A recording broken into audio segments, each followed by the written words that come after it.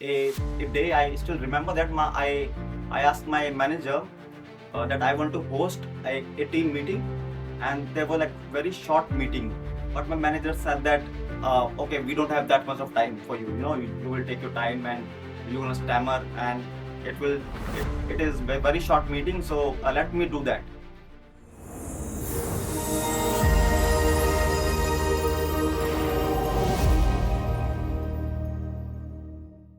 This is Puneet, and I love all. This is Puneet Singh. I'm 27 years old. I come from a place called Singham Vihar in New Delhi, and I have stammering as well as dyspraxia and dyslexia. When I started to talk, I was not stammering, but later on, when I was 7 or 8 years old, I experienced domestic violence by my father, and then I realized that when I was talking, I was not speaking fluently, and that was tough. I was not able to enjoy my social life in my school, and not interacting much, and I was in my cocoon because of that. I was just going to the school and coming back, and then later on, like during the nights when my father used to come, I used to be very scared.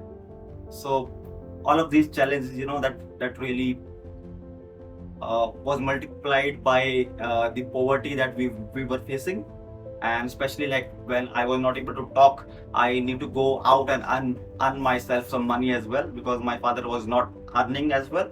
So whatever my mom used to earn, or whatever I used to earn, he used to get that money and buy alcohol for himself. Uh, so that was tough. And since like my first job was a salesman, I have to talk to people, and being a person who's stammering, it was really tough. I don't know like how it started, but I got this inspiration that I need to do something about it. With in my school, when I was uh, talking, people used to laugh and used to like copy me as well. Like a lot of mimicry used to happen, and I I had this idea that people with stammering should also be listened to, and especially like people don't see us as a leader. So when I was in class 11th, I contested for a head boy elections. So when I went to the stage, I was not able to utter a single word, and at that moment I know that what I want to do in my life. I want to be a public speaker. Even if I stammer, it doesn't matter, but I will be speaking on the stage. So I entered into my college, and I started to socialize a lot, and I make sure that I'm doing a lot of internships, a lot of volunteering with the NGOs. And I love what NGOs were trying to do to bring on a social change, try to change people's life for better. And I just love that idea that there are some people who don't want to earn money, but they want to improve other people's life. And I was fascinated by this world of social work, how we can contribute to the nation and the society. But once I got my degree, I got an opportunity with a corporate company, and I started to work. It was a comfortable life. For 1 year I was working, and there was some financial stability as well for the first time in my life. A day I still remember that I asked my manager that I want to host a team meeting, and they were like very short meeting. But my manager said that okay, we don't have that much of time for you. You will take your time, and you're gonna stammer, and it is a very short meeting. So let me do that. Then I remember that what was my dream. So it was a wake up call, a pinch, and I just thought about to resign, and then I talked to my mom about it, and my mom said, just do whatever you want to do. So with her support, after much reflection, I just resigned from that job, and I started to work towards my dream, which was to start a non-profit that was for the betterment of the youth. But still, it was not about disability. It was about the employment part. And then I was talking to my mentors. I'm very fortunate enough to get a lot of mentors in my life. But my mentor said that, why don't you work for people with disabilities, and especially stammering?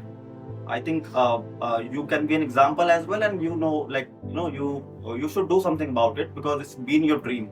And then I started my organization called Start with a triple S, and that's how the people with stammering generally pronounces the word start. So it signifies how we speak, and it also signifies a new beginning as well, a new start. And for me, like S was this label which I always struggle with. So I still remember that I used to change the words that start with S. So instead of start, I would say begin, or I will say initiate, just to mask my stammering, just to just to cope with how I speak in the public. But then later on, I tried not to cope, not to have certain strategies to hide my stammering, and to work towards normalizing stammering in the public life. So I decided that I have to be in the public. I want to be in the podcast. I want to be in the interviews, and I want to normalize stammering as much as I can. And also, which I was working with my participants, and it was an amazing experience with people with stammering around the world, like all thanks to technology. And then we had our own center in Delhi, is to invite people, the youngsters with stammering. And I got an opportunity to work with a person with stammering from Jammu and Kashmir. And after like a bunch of workshops and sessions, it's a very problematic thing for a girl in Indian society to stammer and to share their experiences, how their parents and how their families used to say that that no one is going to marry you, you are not presentable, how you will talk to your in-laws.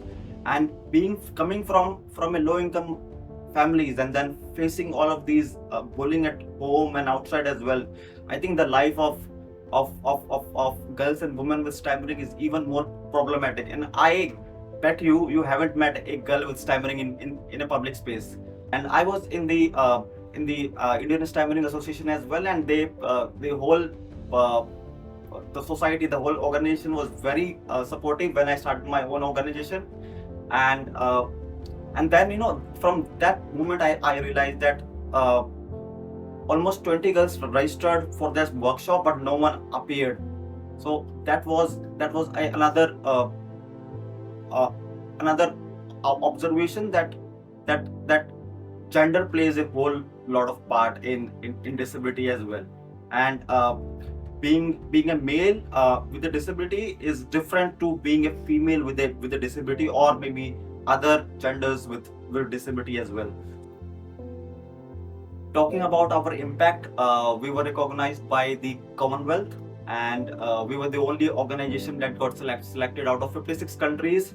And and representing India on a global level was something else for me. I feel so proud, and I feel like it's always better to, like, it's always good to get your work recognized and get awards. And we say that it's a part of human diversity. It's just the way we communicate, it's just the way we talk. And if there are some people who wants to connect, the nationwide organization that works with people organization is the All Indian Stammering Association, and they are based everywhere in the country. And the most important, let's love all.